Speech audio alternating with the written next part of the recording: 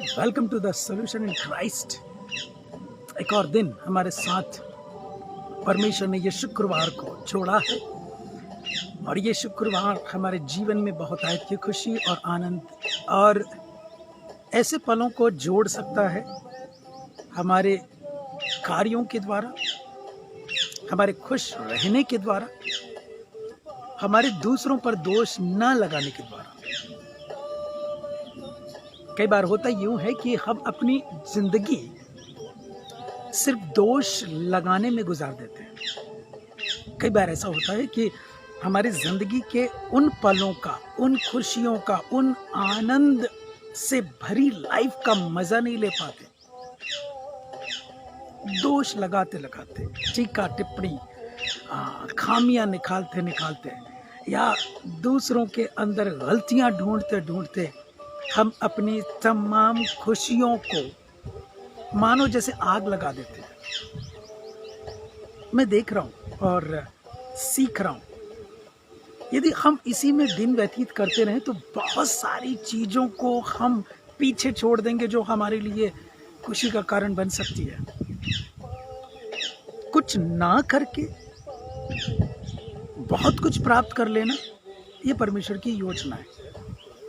मतलब ये मत सोचिए कि आप घर में ऐसे ही बैठ जाएं, कुछ ना करें और परमेश्वर से बहुत कुछ प्राप्त कर लेंगे। नहीं, कुछ ना करके इन द सेंस कि बुराई से संबंधित, बुरी चीजों से संबंधित, गलत बातों से संबंधित हम कुछ ना करके परमेश्वर से बहुत कुछ प्राप्त कर सकते हैं। आशीष, बुद्धि, सामर्थ्य, शक्ति, अभिषेक, सब कुछ तो प्राप्त कर सकते हैं। ओके, ऐसी कुछ चीजें रोमियो के पत्री जिसमें हम सीख रहे हैं 14वें अध्याय में, उसमें इस कलीसिया में, वहां के लोगों में कुछ बातें पौलुस समझाते हुए कहते हैं। कुछ चीजें थी जो वहां पर गलत हो रही थी, जो परमेश्वर के विरोध में थी, उनकी खुशियों के विरोध में थी, जो कि आज भी इस युग में मेरे और आपकी खुशियों के विरोध में हो सकती हैं। वही बातें, वही चीजें। और जब मैं देख रहा हूं तो ये सारी चीजें आज भी लोग फेस कर रहे हैं। इसमें आज भी लोग इन बातों में लीन है। कौन सी बातें? मैं पढ़ता हूं 14 अध्याय 2, 3 और 4 पद हम आज देखेंगे। 3 पदों में, एक को विश्वास है कि सब कुछ खाना उचित है, परंतु जो विश्वास में निर्बल है वह साग पात ही खाता है। खाने वाला ना खाने वाले को तुच्छ ना जाने, और ना खाने वाला खाने वाले पर दोष न लगाए। ओके, क्योंकि परमेश्वर ने उसे ग्रहण किया है। तो कौन है जो दूसरे के सेवक पर दोष लगाता है? उसका स्थिर रहना या गिर जाना उसके स्वामी ही से संबंध रखता है, वरन वह स्थिर ही कर दिया जाएगा, क्योंकि प्रभु उसे स्थिर रख सकता है। प्रभु उसे स्थिर रख सकता है मीन्स जिसे चाहे सिर्फ प्रभु ही स्थिर रख सकते हैं।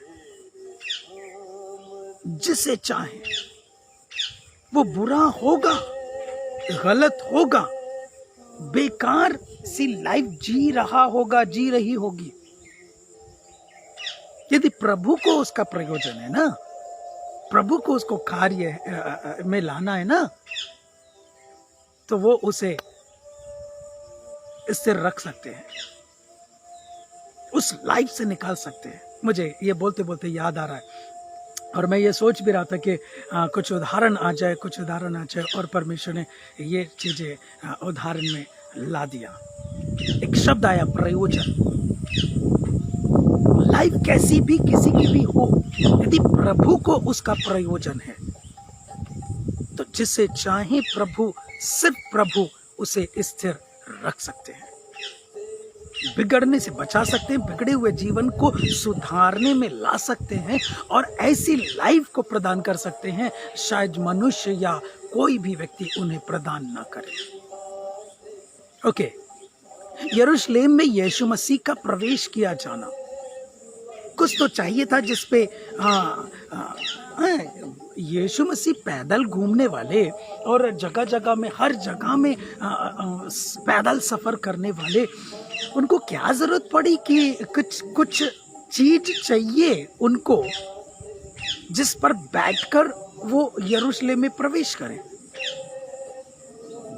पर चेलों को बोलते हैं कि सामने के गांव में जाओ और वहां पर तुम्हें गधी का बच्चा एक बंधा हुआ मिलेगा, उसे खोल कर ले आओ। और हाँ, यदि कोई पूछे, उसका मालिक हो या जो भी हो, कोई भी हो, पूछे अगर ये क्यों कर रहे हो, तो बोलना प्रभु को इसका प्रयोजन है, और खोल के ले आना। वो कुछ नहीं बोलेगा, छोड़ देगा।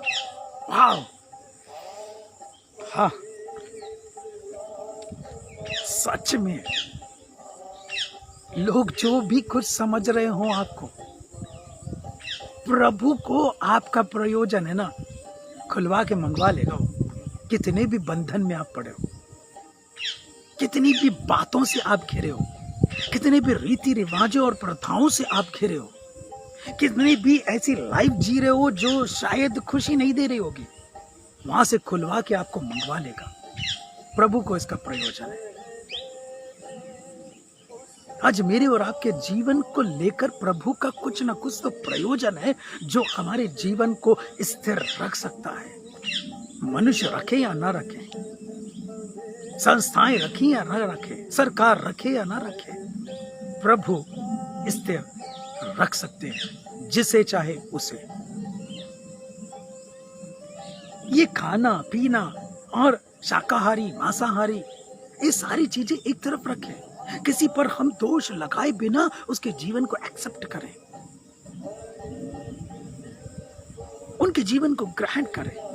कलीसिया में हर एक तरह के, हर एक जाति, हर एक समाज के, हर एक वर्ग के लोग हो सकते हैं।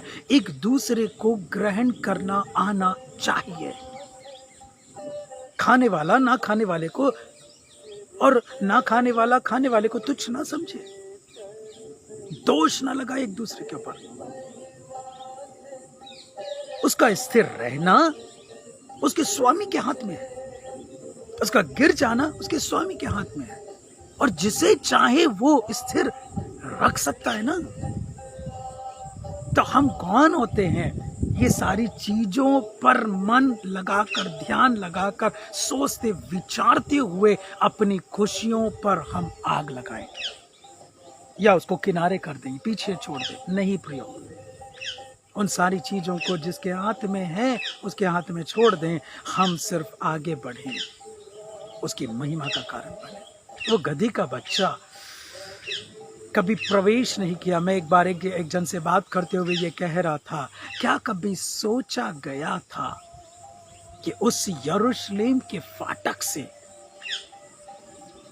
एक गधी का बच्चा या गधा प्रवेश करेगा? वर्जित था, अंदर घुसना मना था। प्रभु यीशु मसीह ने कर दिखाया, क्योंकि यीशु मसीह उसके ऊपर बैठे हुए थे। बड़े सम्मान के साथ उसका वेलकम किया गया। इंसानों के लिए कपड़े नहीं बिछाए जाते उस गधी के बच्चे के लिए, क्योंकि यीशु सवार था। कपड़े बिछाए गए, खजूर की डालियां डाली गई। क्या है ये? जिसे चाहे उसे सिर्फ प्रभु स्थिर रख सकते हैं। मेरे और आपके जीवन को आप सोच रहे होंगे कि हम क्या स्थिर रह सकते हैं? वो कहता है, हाँ, मुझे आपका प्रयोजन है, स्थिर रख सकता हूं, बशर्ते उन सारी चीजों से जो खुशियों को ढेर लगाकर उसको पानी, धूल, मिट्टी और आंख के कौर हो जाने के लिए सुपुर्द करते हो, उसको अपना लो। मतलब सारी चीजों को, जो मैंने कहा ना करके हम बहुत कुछ प्राप्त कर सकते हैं, तो बुरी, गलत और बेकार सी चीजों को हम ना करके परमेश्वर से बहुत सारी खुशियों को हासिल कर सकते हैं। दोष ना लगा के बहुत सारे पलों को अपने जीवन में एंट्री दे सकते हैं। जो परमेश्वर ने हमारे लिए निर्धारित करके रखा है। परमेश्वर की ये बहुत बड़ी योजना है मानव जीवन के प्रति, जो कि आज के समय में बहुत तेरे लोग वंचित हैं इससे। क्या हम एक निर्णय लेंगे कि हम उन सारी खुशियों को प्राप्त करके ही रहेंगे? उन सारे पलों में जो परमेश्वर ने हमारे लिए निर्धारित किया है, जी कर ही दिखाएंगे। क्योंकि उन्होंने जब चुना है, बुलाया है, महिमा दी है, तो वही आगे चलाएंगे भी ना। हमारे जीवन के चलाने वाले, रखने वाले, संवारने वाले सिर्फ प्रभु हैं। उस पर विश्वास करके आगे बढ़ें और हम उनकी महिमा के कारण बन जाए। God bless you. प्रार्थना करें। प्रभु जी, हम धन्यवाद करते हैं, बहुत सारे पलों को हमने पीछे छोड़े आया, क्योंकि हम बुरे, गलत और बेकार सी चीजों पर मन लगाकर उसी पर ध्यान दे रहे थे।